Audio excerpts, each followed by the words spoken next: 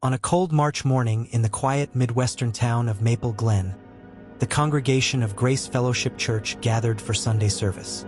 It was the kind of town where everyone knew everyone else, where front doors were left unlocked and the church steeple was the tallest structure for miles. Anna Whitaker, the 43-year-old wife of Pastor Daniel Whitaker, was a familiar and beloved presence in this community. She was known for her warmth, her easy smile, and her tireless commitment to her husband's ministry.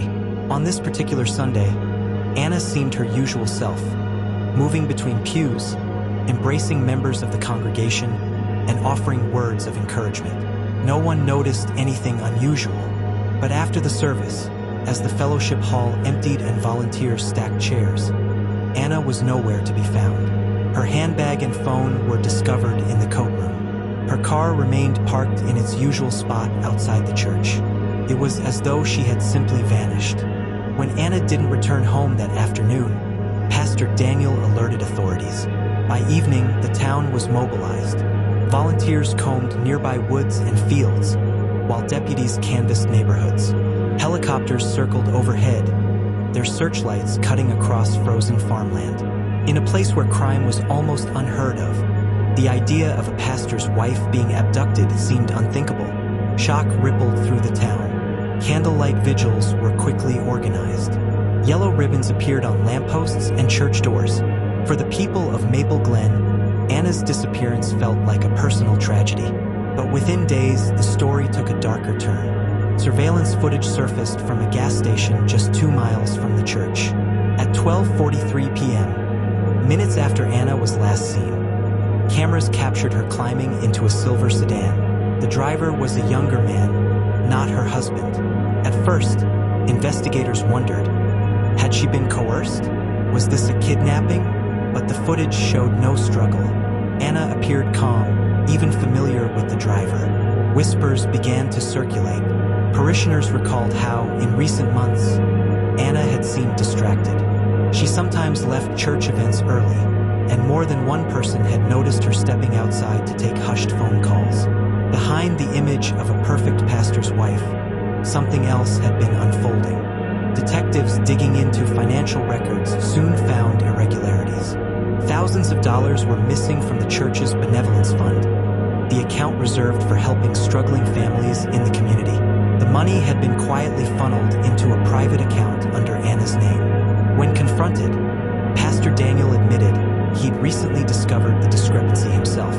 He'd confronted Anna about it just a week earlier. He claimed she brushed it off as a temporary loan. The picture of Anna as a devoted, untroubled wife was beginning to unravel. The silver sedan was eventually traced to Caleb Turner, a 29-year-old former youth ministry volunteer. Caleb had left the church 2 years earlier, under circumstances that had never been explained.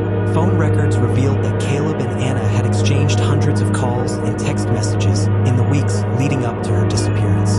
Some messages suggested intimacy, others hinted at conflict. Detectives brought Pastor Daniel back in for questioning. He appeared shocked, but under pressure, he admitted that he knew about his wife's friendship with Caleb. Their marriage, he confessed, had been under strain for years. The revelation hit Maple Glen like a thunderclap. To outsiders, the Whitakers seemed like the ideal couple. But behind closed doors, Anna had apparently been searching for a way out. A week later, investigators tracked Caleb to a rented cabin outside Des Moines. Inside, they found Anna's belongings, her coat, her purse, even a half-finished journal entry. But there was no sign of Anna herself. Caleb insisted she had come with him willingly, desperate to escape what she described as a controlling marriage and the crushing weight of congregational expectations. According to him, they argued at the cabin, and she left on foot, vowing to start over where no one knew her. But his story didn't add up. The weather had been freezing that night, with temperatures well below zero. Anna had left her coat and car behind. It was difficult to imagine her vanishing into the night without a plan, without supplies, without contacting her children. As days turned into weeks, the town of Maple Glen fractured. Some painted Anna as a victim, trapped in a role she didn't choose, suffocated by expectations of perfection, and lured into a desperate escape. Others saw her as a betrayer, someone who lied to her husband, stole from the church, and abandoned her community. Every new revelation eroded the trust the town had once placed in its spiritual leaders. Attendance at Grace Fellowship dwindled.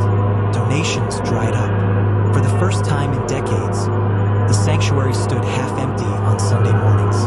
2 months after Anna's disappearance, a farmer discovered a shallow grave at the edge of a cornfield, 20 miles from the cabin. Inside lay Anna Whitaker.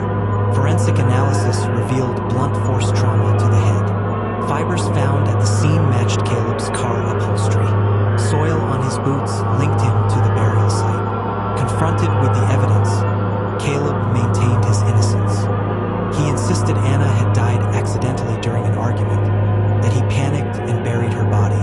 But prosecutors argued it was premeditated. He had killed her when she tried to end their relationship. The trial gripped the entire Midwest. Pastor Daniel, pale and haggard, sat through every session, often clutching his Bible with white knuckles. Prosecutors laid out their case. The secret relationship, the stolen funds, the staged escape. They painted Caleb as manipulative and jealous, a man who saw Anna as both lover and possession. The defense countered by shifting blame toward the church itself.